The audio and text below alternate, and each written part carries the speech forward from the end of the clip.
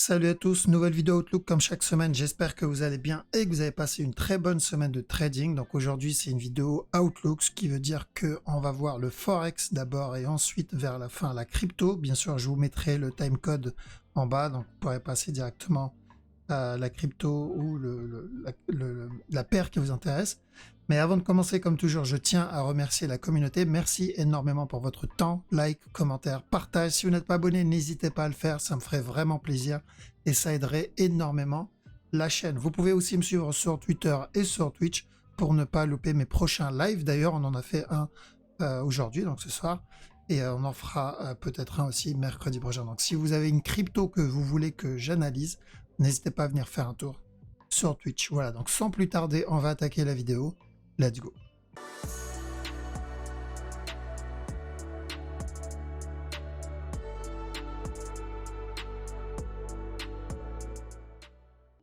Alors on commence par Outcad comme toujours. Donc on avait annoncé au moins une correction. Je dis attention, on peut avoir une correction qu'on a obtenue du coup. Et ensuite un nouveau plus bas. Donc pareil, plus bas atteint. Donc ceux qui veulent prendre les sell setup, il va falloir vraiment manager le trade en une heure. Car pour moi ce mouvement n'est pas suffisant pour que ça soit le B d'une structure plus grande. Ok, ce n'est pas suffisant. Donc je vais rester vigilant sur ce move et je baisse mes stops à chaque nœud plus bas. Donc quand on prend les trades, ça va être vraiment de l'interne. Pourquoi? Parce que oui, il peut revenir casser ce bas là. Donc je ne pense pas pour le moment, parce que oui, tant que ce bas n'est pas cassé, j'attendrai un B. Mais le B qu'il a donné, donc même si on a obtenu chaque mouvement, ce qu'il a donné en interne, ce n'est pas suffisant.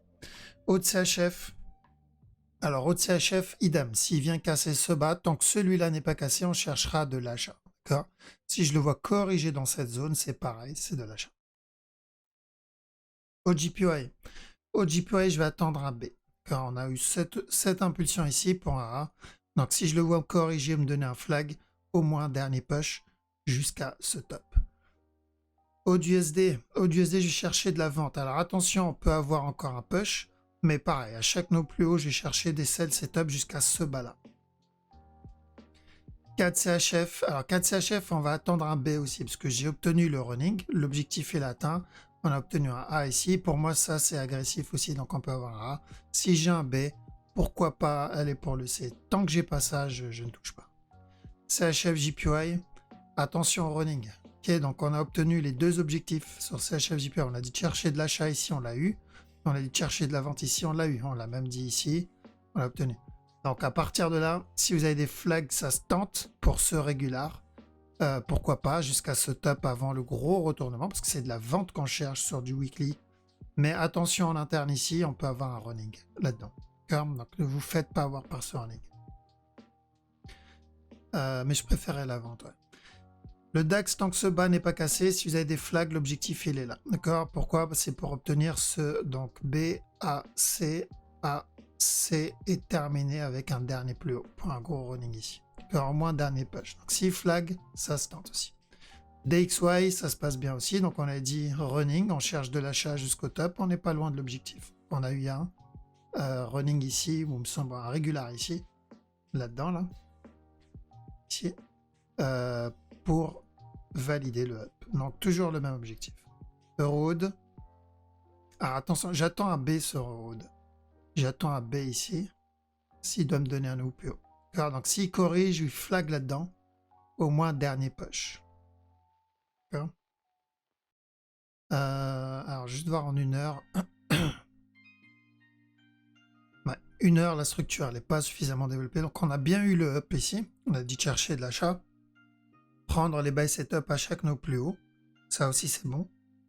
Donc celui qui veut trade en une heure, celui qui veut trade absolument en une heure, c'est cette partie qu'il va falloir surveiller. Parce que où on est sur un B, donc une structure corrective, et il viendra corriger là et casser le bas. Ou ce n'est qu'un A, et je pense que c'est plutôt ça. Ça c'est un A, on aura un B. Et de donner au moins un C. D'accord, c'est cette partie-là qu'on va devoir surveiller pour la suite. Euro CHF, tant qu'il continue à flag ici, cherche de la vente jusqu'à ce bas-là. Alors, qu'est-ce qu'il y a d'autre? Euro JPY. Donc, Euro JPY, l'objectif est atteint aussi. Donc, pour rappel, on a dit de chercher de la vente là-dedans jusqu'à ce bas-là pour un running. Ça y est, objectif atteint. Maintenant, on va voir s'il nous donne un flag ici pour le retournement, si on va entamer autre chose. D'accord, donc, bien joué à ceux qui ont mis leur petite épée ici. Euro NZD. On va chercher de la vente aussi. À chaque no plus haut, on va chercher de la vente au minimum jusqu'à ce bas-là. L'objectif, ce bas-là. D'accord, parce que long terme, j'oublie pas. Hein. Long terme, c'est du weekly. On annonce depuis l'année dernière ici. Une fois le running terminé, c'est une continuation. Mais pour le moment, c'est de l'interne qu'on traite, donc ça ne nous concerne pas encore. Euro USD. Euro USD, alors petit time frame, va falloir patienter parce qu'il peut continuer à ramper jusqu'à ce bas-là. Mais ce n'est pas ce qui m'intéresse. Ce qui m'intéresse, c'est la structure daily, voire weekly. Weekly, l'objectif, il est là. D'accord. Daily, l'objectif, il est là. Hop, il est là. Mais on peut avoir ou directement la cassure du top, ou d'abord un running. Donc on peut avoir un up, valider un running, un drop, valider un régular, et ensuite venir atteindre l'objectif. D'accord, c'est ce qu'on va surveiller. Donc à chaque nœud plus bas, je prendrai les buy setup, tout simplement. GBP Aude. Ok, donc c'est toujours de la vente sur GBP Aude. On avait dit de l'achat en interne, voilà, on avait dit ce up ici. On avait dit même un running en 1 heure qu'on a obtenu aussi. Voilà, propre, donc chaque moment, celui-là on a dit chercher de l'achat aussi. Et à partir de maintenant, donc comme je ne sais plus c'était quelle paire on avait vu, on attend une correction là. Donc, faites attention au running en interne, mais une fois cette correction obtenue, on peut avoir un dernier push avant le drop. Donc c'est où il chute direct, mais ça me semble beaucoup trop agressif pour que ça soit un B. Ou sinon, il corrige d'abord B, donc A, B, C et ensuite là. Cette flèche ne changera pas, peu importe la complexité du move en interne.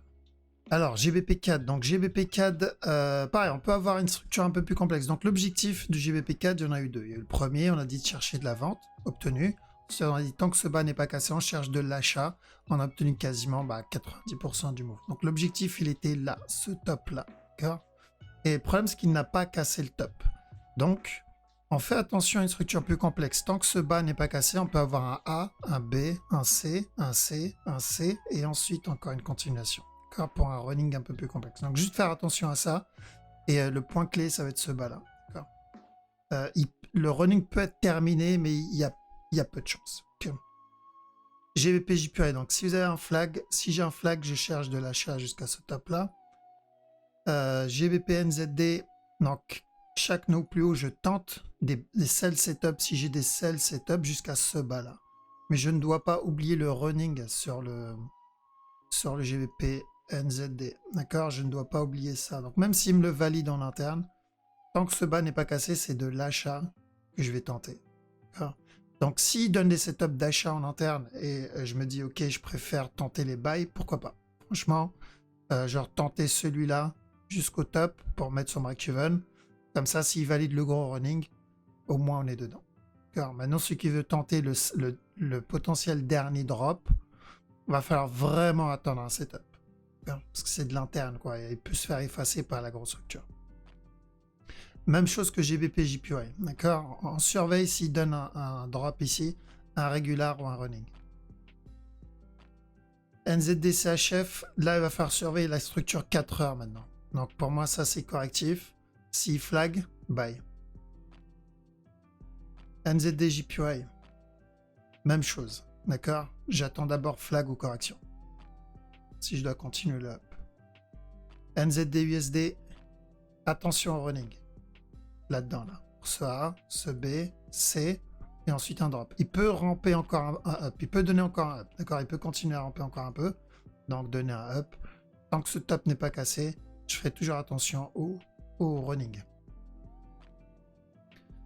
USD CAD. USD CAD, l'objectif c'est ce top. Donc là, on a dit de chercher de l'achat ici pour un running. Et quand on était dans cette zone, celle-là, on a dit de chercher de la vente pour un running flat avant la continuation. Donc c'est ce qu'on a obtenu. Donc tant que ce bas n'est pas cassé là, ici, on tente les buys au moins jusqu'à ce top. Donc pareil, ça se passe plutôt bien sur celui-là. Les CHF aussi, ça se passe bien. Donc on a dit top cassé, on cherche un running et ensuite une continuation. Nickel. Donc s'il y a des buy setup, je tente.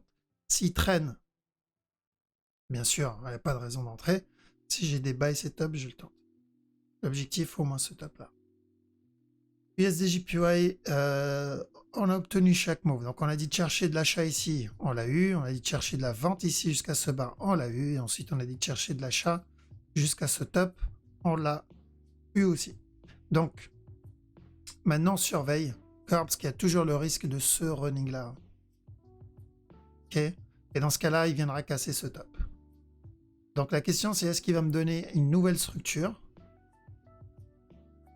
avant le up, ou ça y est, là on est dans ce running en fait. C'est pour ça qu'il fallait vraiment pas louper ce buy. Ce cas-là, ça va être ici. Alors, US Oil. US Oil, ce top est cassé. Donc le running maintenant c'est fini. Et il y a de grandes chances qu'ils viennent casser celui-là aussi. Pour valider cette structure. Le running de départ. Vous me rappelez? Donc le tout premier running. Parce qu'on avait dit où il va valider le running, il cassera le top. Où on va avoir une structure plus complexe. Donc un running en interne, drop, et ensuite le buy. Un peu comme le USDJPY. C'est un peu le même cas que l'USDJPY en fait.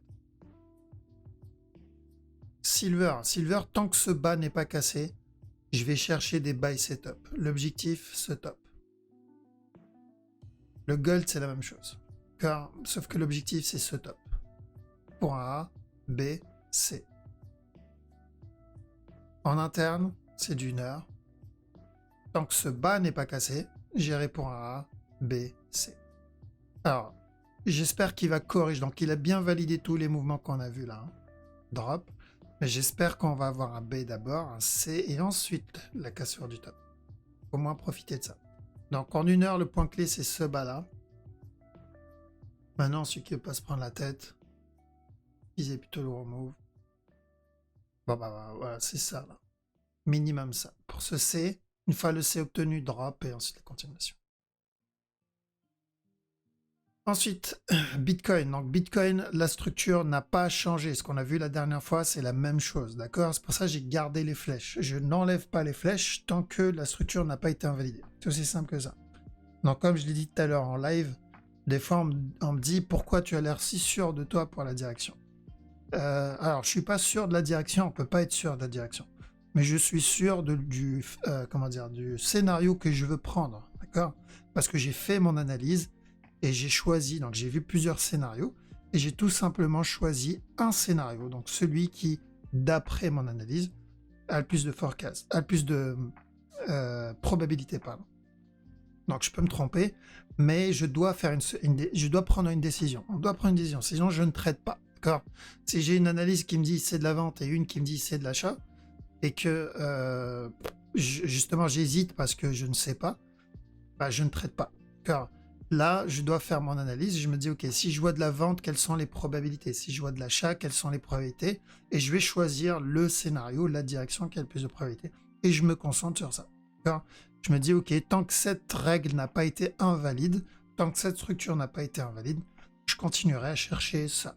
Si la structure s'invalide, exemple là, s'il commence à corriger dans cette zone, et ça c'est ce qu'on va devoir surveiller, là, j'oublierai l'achat. Ou du moins, au moins jusqu'à la cassure de ce bas.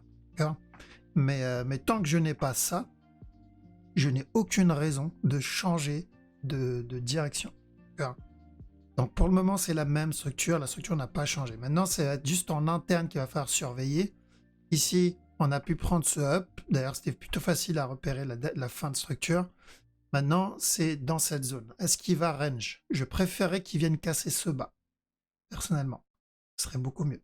S'il vient casser ce bas, corriger, donner encore un autre plus bas. Ça serait parfait. Par contre, s'il ne casse pas ce bas et continue à range dans cette zone, ça, ce n'est pas bon pour le up.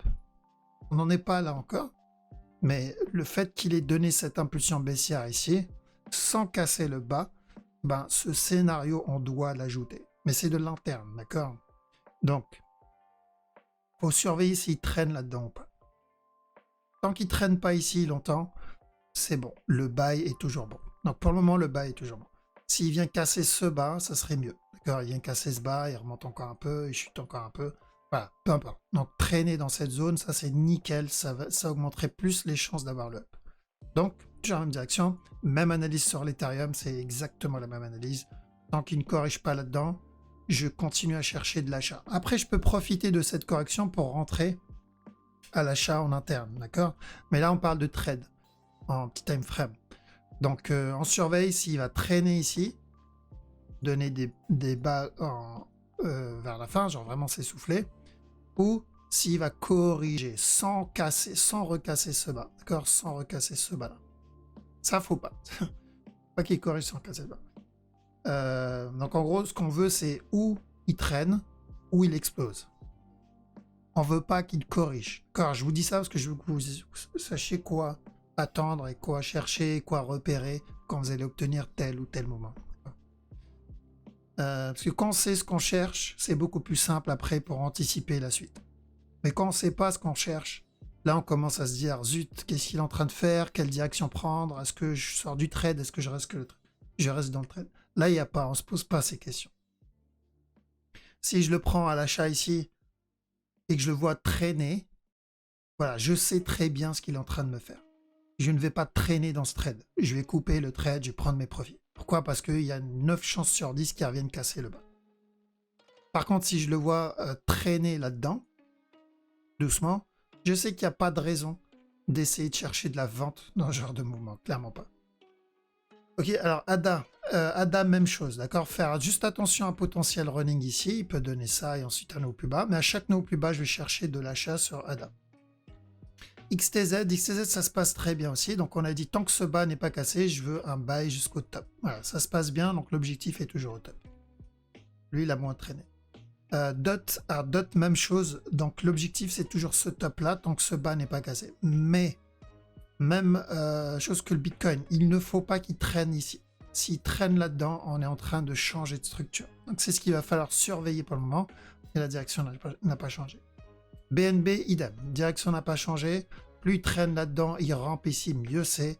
Mais l'objectif, c'est toujours ce top-là pour le running. SFP. Donc SFP, on reste à l'écart pour du trading encore. D'accord? Donc pour moi, le SFP, ce mouvement, il est beaucoup trop agressif. Il y a peu de chance pour ce running. C'est pas impossible, mais il y a peu de chance. Donc je vais pas le tenter. C'est un peu comme le XTZ. XTZ, on savait la direction. Je connaissais la direction. J'ai dit, j'ai de l'XTZ, j'ai pas de raison de sortir parce que je sais qu'il va venir casser, une bonne probabilité qu'il vienne casser ce top, mais je ne vais pas le trade en interne. D'accord? Je vais pas prendre des trades internes parce que même si je connais la direction et qu'il y a une bonne probabilité pour la direction, ça ne vaut pas le coup en termes de structure. Elle n'est pas propre, la structure. Yes, ça, c'est un peu comme là actuellement, SFP, c'est un peu ça. D'accord? Même si je connais la direction, ça ne vaut pas la peine pour du trading. Donc, à quel moment je vais me dire, ok, pour du trading, c'est propre, c'est s'il me donne un B et un C. Là, ok. Là, ça vaut le coup. Pour le moment, ça vaut pas le coup. Pour de l'investissement, à la limite, rajouter, pourquoi pas. Mais trading, non, ça vaut pas le coup. Et Elite, il me semble, c'est pareil. Je connais la direction, c'est pas une question de direction, il y a une bonne probabilité. Tant que ce bas n'est pas cassé, je peux à la limite chercher des buy setup, mais c'est pas la meilleure structure. Clair. Donc on fait attention à celui-là, et en interne, attention à un flat ici. Hein. Là-dedans, là, un petit dernier push vers le bas, là, comme on a eu là. Mais s'il y a des buy setup et que on voulait tenter le buy setup, bon voilà, tant que ça se manage derrière, j'ai envie de dire. Faut juste manager et pas faire défaut. Celui-là, pareil, on va rester à l'écart pour le moment. Et Pulse, c'est un peu mieux. Pulse, c'est propre. Ici, tant que j'ai des buy setup, je tente. Objectif, c'est ce top-là, par contre. Je ne m'excite pas avec des tops à 4$. Hein. Parce qu'on est en train de trade de l'interne. Et là, on surveille, tant que ce bas n'est pas cassé, il peut revenir donner un régular ici. Pour un drop. Alors, mais ça, c'est d'une heure, donc ça ne concerne pas cette flèche qui est toujours là et que je ne changerai pas. Tant que la structure n'a pas changé, tant qu'il ne m'invalide pas la direction. Ok? Voilà, donc je pense qu'on a fait le tour. Donc merci d'avoir regardé la vidéo jusqu'au bout. Alors, donc, faites attention sur la structure, on attend bien. Pas besoin de paniquer à cause des petits mouvements ici, parce que là encore, c'est une news de la Chine. Hein, c'est tous les ans, ils interdisent le Bitcoin et la crypto. J'ai envie de dire, ça devient une routine maintenant. D'ailleurs, Ça arrive tous les ans, mais la réaction des gens est toujours la même. Je comprends pas pourquoi. Mais il n'y a pas eu de mouvement. Il n'y a pas eu vraiment de gros mouvement. C'était d'une heure, 15 minutes. C'est une bougie 4 heures, pour vous dire. Une bougie 4 heures baissière. Souvent, il y en a, dès qu'ils voient une bougie 4 heures, ça y est, ça commence déjà à parler de bear market. D'accord? Donc, comme je l'ai montré tout à l'heure en live, pour moi, ça, c'est pas un bear market. Ça, ce qu'on a eu en 2018, ici, c'est clairement pas un bear market. D'accord? Pour moi, ça, c'est une correction. Ok? Si je prends tout le move, tout ce que j'ai eu là pour moi, c'est une impulsion, une correction, une continuation.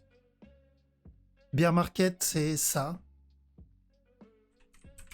Pour moi, encore une fois, attention, ma vision de la structure, c'est ça. C'est cette structure, c'est un bear market. Voilà. Là, tu es dans un bear market. Mais quand je regarde ça, ce mouvement-là, c'est une correction. C'est la correction de cette impulsion. Donc, s'il vient donner ça un jour, pour moi, c'est juste une autre correction, pas une continuation. Je préfère le voir comme ça parce que dès qu'on commence à parler de bear market, tout de suite, il y a du FUD. Ah, c'est la fin, bear market, 0, on va rester là pendant 100 ans. Mais si je me dis ça, si je vous dis ça, ce n'est qu'une correction. Correction, c'est pour une continuation. C'est beaucoup plus simple. C'est OK, c'est une correction. Donc, si c'est une correction, ça veut dire qu'on est toujours dans une tendance haussière. Donc, c'est toujours une continuation. Donc, je vais en profiter pour cumuler. Je vais en profiter pour refaire le stock. D'accord? Beaucoup moins de stress, je me tape beaucoup moins de films. Bear market, tout de suite, c'est que, encore une fois, du FUD pour moi. D'accord? Mais voilà, je préfère avoir cette vision. Maintenant, c'est ce qui m'aide dans mon trading. Je sais qu'il y a des cycles d'impulsion, des cycles correction, cycle, impulsion, cycle de correction, plus ou moins long. Ça dépend de la structure que tu es en train d'analyser. Bref, ça j'ai déjà expliqué plusieurs fois. Donc, pour le moment, on est juste en train de corriger. En daily, même chose. Pour le moment, on est juste en train de corriger ça. Et ça, on l'aura en interne. Le fractal, c'est comme ça. D'accord? Ok, donc je vous laisse ici passer un très bon week-end. Je vous dis à la prochaine.